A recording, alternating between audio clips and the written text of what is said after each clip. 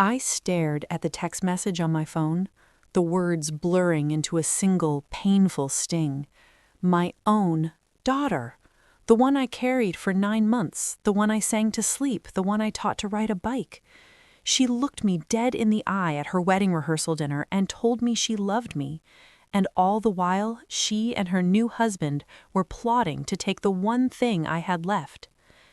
If you've ever had your heart broken by someone you thought would never hurt you, if you've ever felt that cold, sinking realization that the story you believed in was a lie, then stay with me. Subscribe to the channel, because my story is about what happens after the betrayal and how sometimes salvation comes from the most invisible place.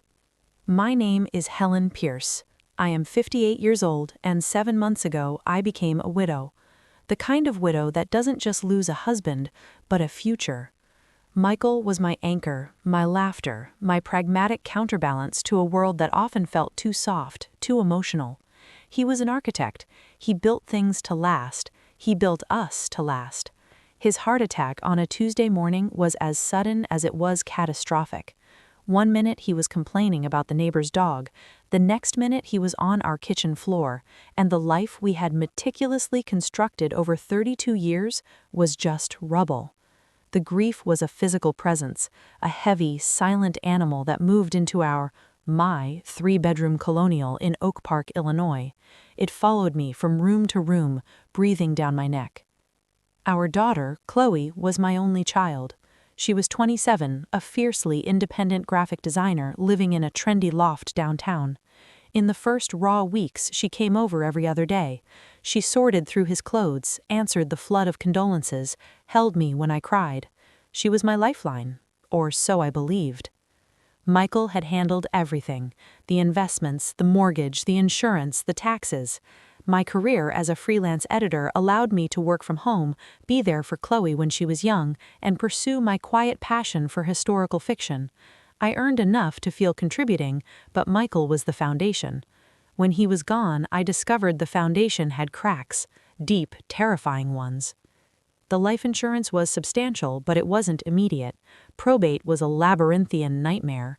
The mortgage payment on the house we'd bought 20 years ago was daunting on my single income. My own savings were a cushion, not a life raft. Chloe knew this. We talked about it, my voice thin with a panic I tried to hide. "Don't worry, Mom," she'd say, rubbing my back. "We'll figure it out. You're not alone."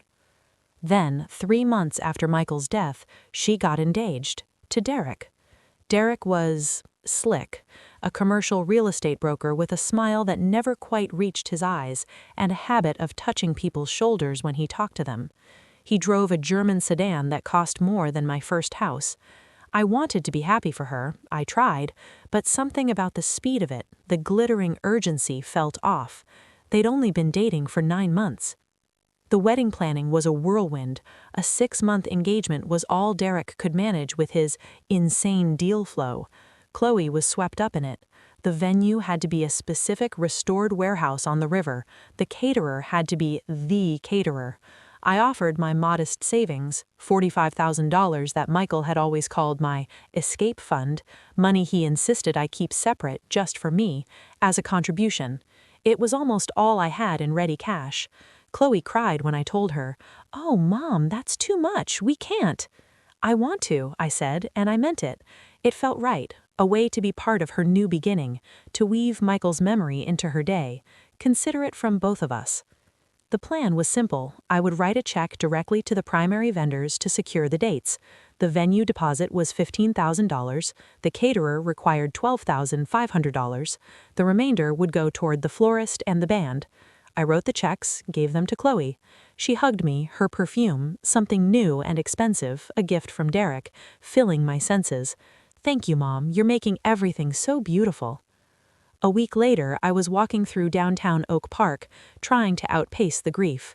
I always ended up at the little independent bookstore, The Final Chapter. It was my sanctuary. That's where I first saw her. An elderly black woman, maybe in her late 60s, sitting on the low brick wall that bordered the bookstore's tiny patio. She wasn't asking for anything, she just sat, her posture regal, her hands folded in her lap, a worn canvas bag beside her. She wore a simple, clean but faded blue dress and a cardigan despite the mild spring weather. Her eyes were closed, her face tilted toward the sun. Something about her stillness amid the bustling suburban foot traffic moved me. I went into the bookstore, bought 2 bottles of water and 2 turkey sandwiches from the cafe next door. I walked over and sat beside her on the wall, not too close. "I brought extra," I said softly, holding out a sandwich and a water. "Would you like some?" She opened her eyes. They were a breathtaking shade of hazel, wise and deeply tired. She looked at the offering, then at my face, studying me with an intensity that made me want to look away. She saw the puffy eyes, the forced calm. "You carry a heavy weight, sister," she said, her voice low and melodic. Not a question, a statement. I was so startled by her perception that a lump formed in my throat. I just nodded, unable to speak. She took the sandwich and water. "Thank you for seeing me. I'm Helen. Elara," she said. We sat in silence for a while, eating. It was the most peaceful moment I'd had in months. No expectations, no condolences, no pretense. "It gets easier," Elara said after a while. "The weight. It never goes away, but you learn to carry it without breaking. You learn where to put your feet." "How did you know?" I whispered. She gave a small, sad smile. "It's in the way you hold your shoulders, like you're waiting for the next blow. I know that stance." After that, I looked for her. Every Tuesday and Thursday, my days without deadlines, I'd go to the bookstore. She was often on the wall. I'd bring food, sometimes a book I thought she might like. We talked. I learned she had been a librarian for 40 years at the city's main branch. Her husband had died a decade ago. Her pension from the city had been gutted in a restructuring, her apartment sold to a developer. She had a sister in Georgia, but pride and shame kept her from asking for help. She was on a waiting list for senior housing that was 3 years long. She slept in a rotating series of church basements when space was available. Her story was one of quiet erosion, a life of public service, of order and literature, ending in precarious invisibility. Yet she had a fierce, unbroken dignity. She remembered every book she'd ever read. She'd ask me about my editing, about the historical novels I loved. She didn't treat me like a broken thing. She treated me like a person having a conversation. One Tuesday in early May, the wedding plans were reaching a fever pitch. Chloe was over, spreadsheets and fabric swatches covering my dining room table. Derek was there too, on his phone most of the time, but interjecting with opinions that were always framed as suggestions, but carried the weight of decrees. "Mom, about the band deposit," said Chloe, not looking up from her laptop. "The check you gave me for the florist, it was a little short. Their prices went up. I had to cover the difference with our card." "Short?" I frowned, pulling my checkbook register. I was meticulous. It was for exactly the quote they gave us, $7,500. "It must have been a misunderstanding," said Derek smoothly, finally looking up. His phone was face down on the table. "These wedding vendors are sharks. They see a widow and her daughter, they think they can pad the bill. Don't worry about it, Helen. We handled it." Something about the way he said widow made my skin crawl. It was a label, a vulnerability to be exploited. "Let me see the invoice," I said. Chloe waved a hand.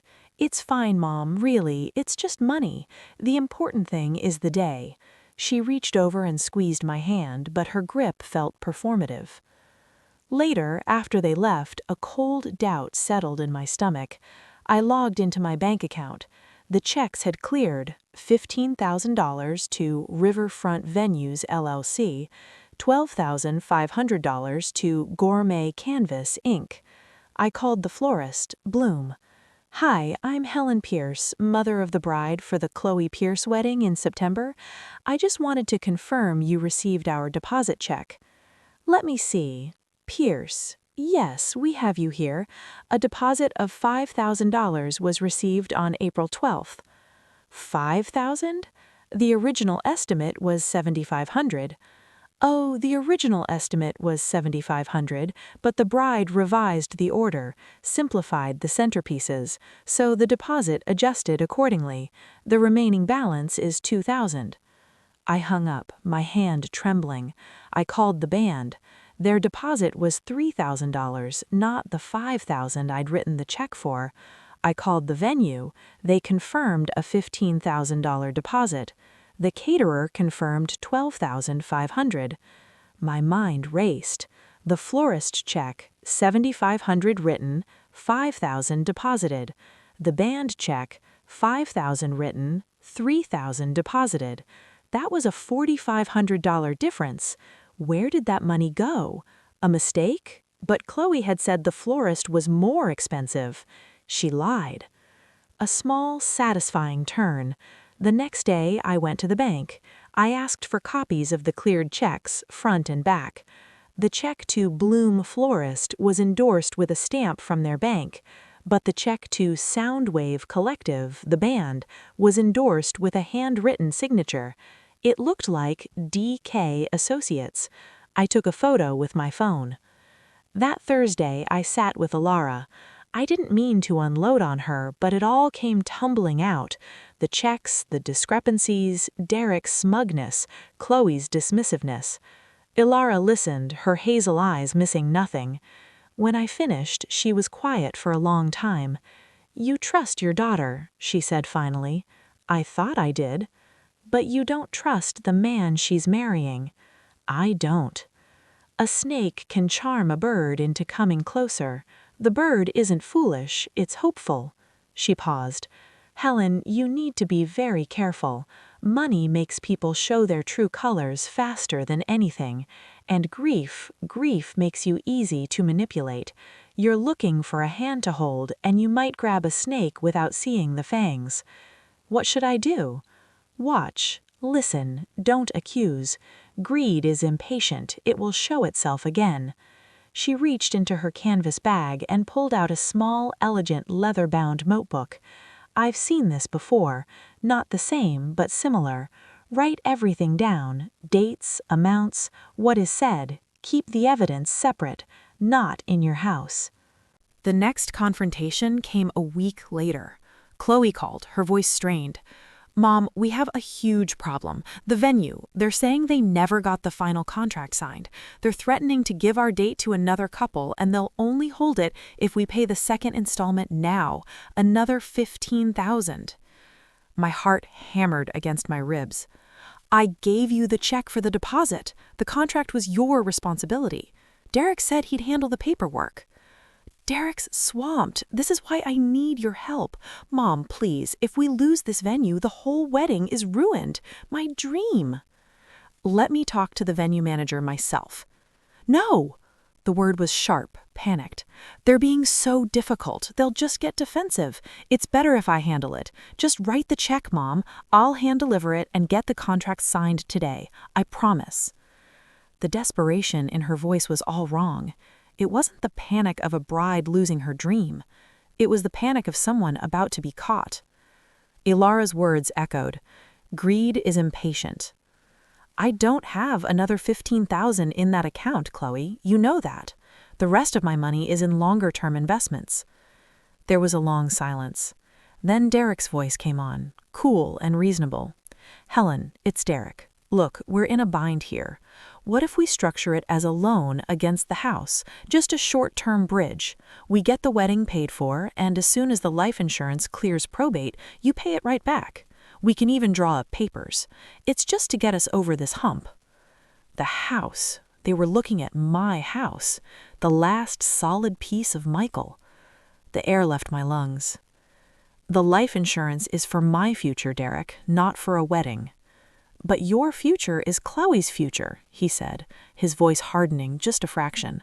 "Family supports family. Michael would have wanted to give his little girl the perfect day, wouldn't he?"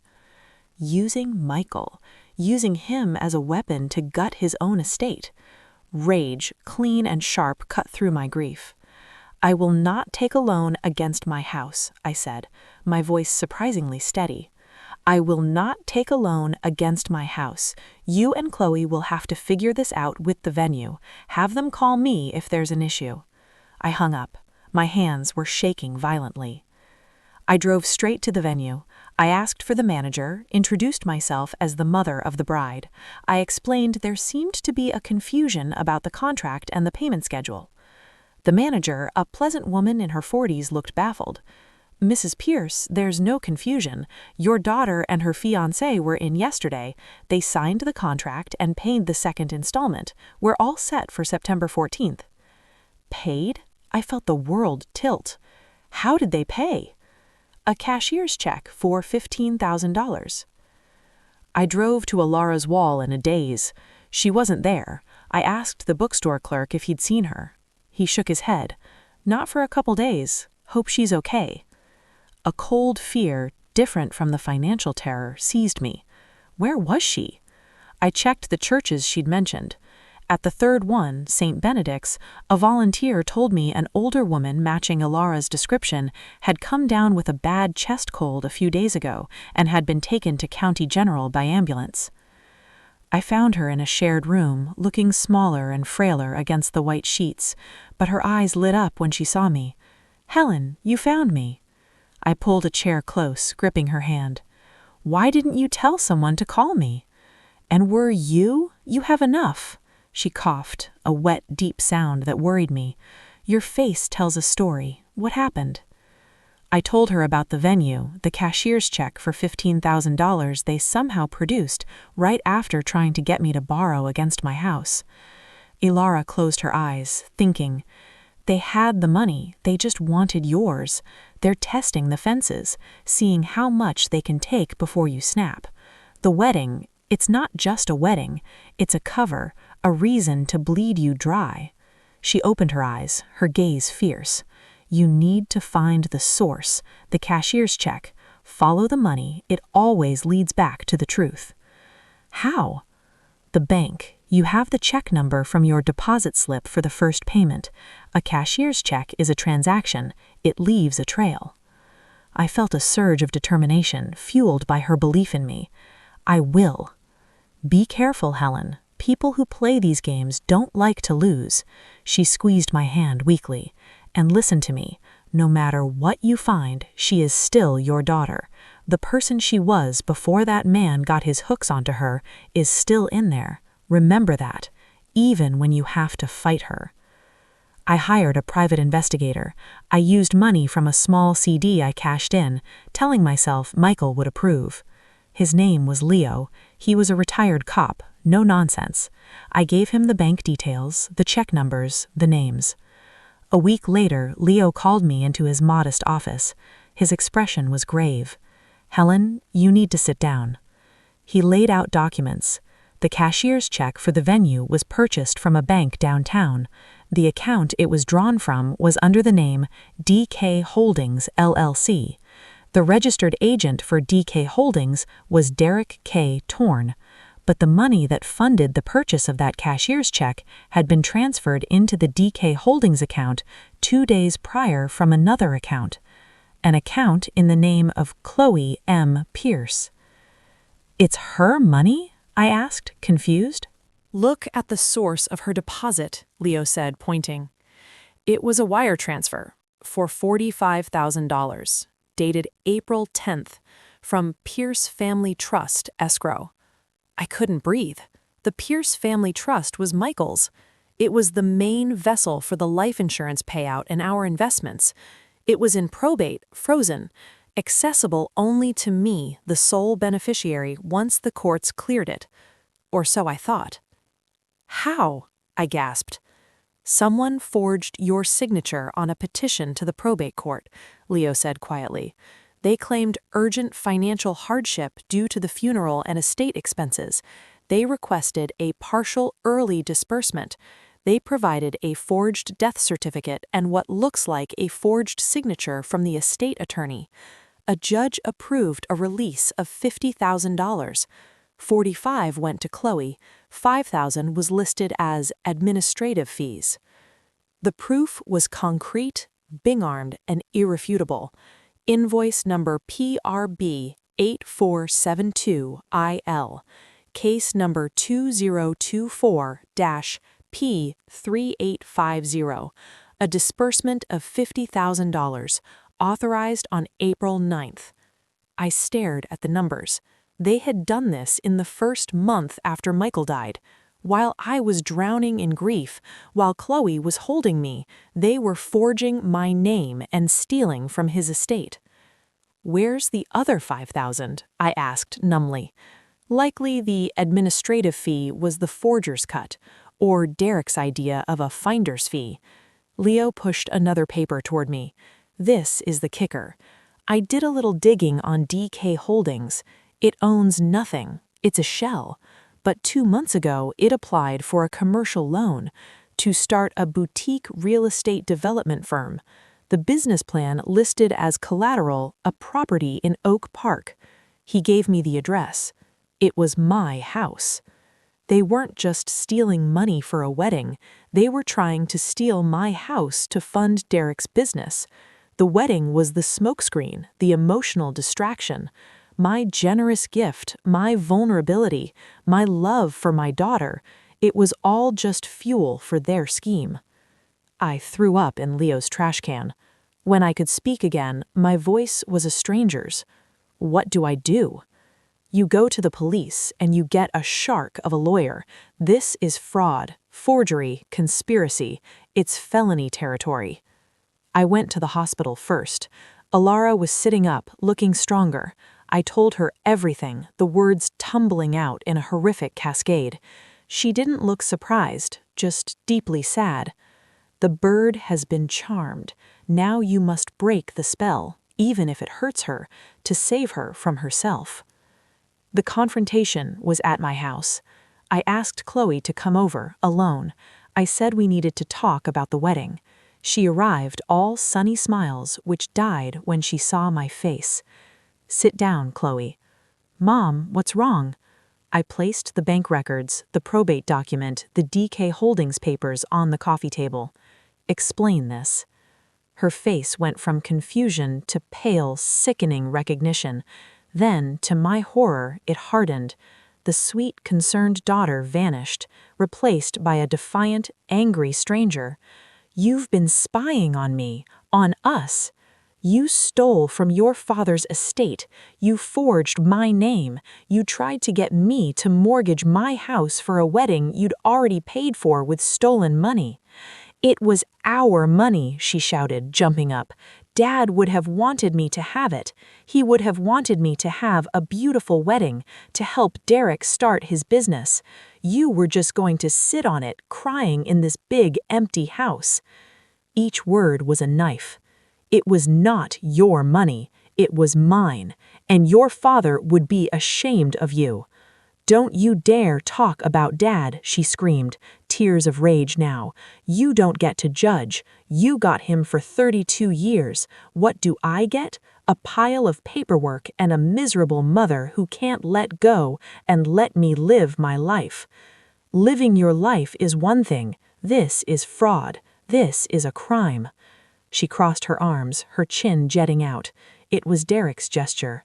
"Prove it. It's your word against mine. You gave me permission. You were so grief-stricken you didn't remember." I felt a chilling respect for the plan. They had banked on my grief making me unreliable, forgetful. They had banked on no one believing the distraught widow over the bright, shiny young couple. "I have proof, and I have a witness who saw you and Derek planning this." A lie, but a necessary one. Her eyes widened fractionally. Fear. "You wouldn't," she hissed. "You wouldn't send your own daughter to jail." "You didn't worry about sending your own mother to the poorhouse," I said, my voice ice. "Get out of my house and tell your fiancé the wedding is off and the scheme is over." She left, slamming the door so hard the windows rattled. I sank to the floor, the sobs racking my body. I had won the battle, but I felt annihilated. The next few days were a nightmare of silent phones and paralyzing fear. Alara was discharged from the hospital. I used some of the recovered money, the police froze the remaining funds in Chloe's account, to put her up in a long-stay motel while I fought the housing authority. I was not leaving her on the street. Derek showed up at my door 2 days later. He didn't try to charm. His handsome face was cold, his eyes flat. You need to call off the dogs, Helen. There are no dogs, just the truth. The truth is messy. You go to the police, you ruin Chloe's life, her reputation, her future. Is that what you want? To be the mother who put her daughter in prison? You did that when you asked her to forge signatures and steal. He took a step closer. I held my ground.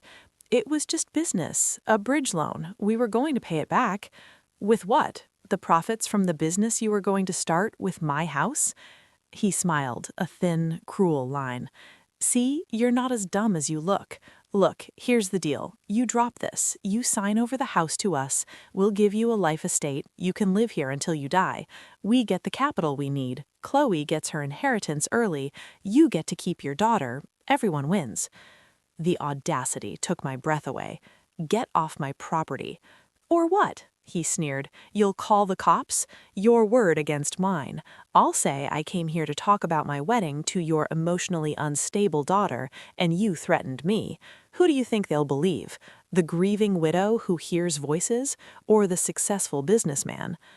He was voicing my deepest fear, that in the end I would not be believed, that my grief had made me an unreliable narrator in my own life. Get out, I whispered, my voice trembling. He left, but the threat lingered. The climax came on what should have been her wedding day, September 14th. I was at the motel with Alara, helping her organize the small library of donated books we'd started for her. My phone buzzed incessantly, calls from numbers I didn't recognize. Finally, a text from Chloe. He's gone. He took everything. The money from the account, the loan he took out in my name. He's gone. Mom, I'm so sorry. I'm so sorry. I didn't answer. The pain was too acute. An hour later, my doorbell rang. It was Chloe. She stood on my porch in jeans and a t-shirt, her face ravaged by tears, no trace of the bride she was supposed to be today. He left, she sobbed. He cleaned out our joint account, maxed out my credit cards, and left. The venue just called. The wedding is off. They're keeping the deposits. She crumpled. I have nothing. I have nothing. I let her in. I made her tea. She told me everything, how Derek had slowly isolated her, convinced her I was a burden, that Michael's money was rightfully hers, that my grief was manipulative, how he'd masterminded the forgery, introduced her to the contact at the courthouse, how he'd promised her a glamorous life, a partnership. She was a willing participant, seduced by greed and his approval, but she was also his primary victim. I believed him, she wept, her head in her hands. I believed him when he said you were holding me back. I'm so sorry, Mom. I don't expect you to forgive me. I had nowhere else to go. The police and the district attorney decided to prosecute Derek for the forgery, fraud, and conspiracy. They offered Chloe a deal, testimony against Derek in exchange for probation and restitution. She took it.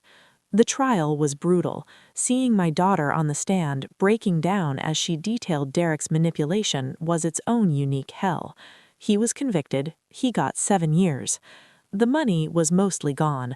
Derek had blown it on expensive dinners, a watch, and speculative investments. What little was recovered went back to the estate. The house was still mine. Chloe moved back into her loft, humbled and shattered. Our relationship is a fragile, careful thing. We are in therapy, separately and together. There's love there, but it's scarred. It may never be what it was. I have to be okay with that. Alara is not in a motel anymore. I used a portion of the life insurance money, finally cleared from probate, as a down payment on a small duplex. I live in one side, she lives in the other, rent-free, for life. She tends a glorious garden in the backyard and volunteers at the local library running a reading program for children. The city, after media pressure from a story I helped a reporter write about her, reinstated a portion of her pension. Sometimes in the evenings, we sit on the porch between our 2 front doors. We don't always talk, we just watch the light change. I learned that betrayal can come from the closest heart, and that salvation can come from the most overlooked soul. I learned that strength isn't about not breaking, it's about gathering the pieces and choosing what to rebuild and what to leave behind. I learned that kindness is a currency that compounds in ways money never can. I stopped for a woman on a wall. I saw her. That small choice created a ripple that saved my home, my future, and in a strange way, my daughter. All because I bought an extra sandwich and saw the person everyone else walked past. So to you listening, be kind, but be wise. Protect your heart, but don't wall it off. And if you're walking through your own betrayal, know that your story isn't over. The next chapter might begin with a simple act of seeing someone or allowing yourself to be seen. If this story resonated with you, if you've ever trusted the wrong person or found help in an unexpected place, tell me in the comments. You're not alone. And if you want to hear more stories of survival, of quiet strength, of the twists life throws our way, subscribe to the channel. Stay with me.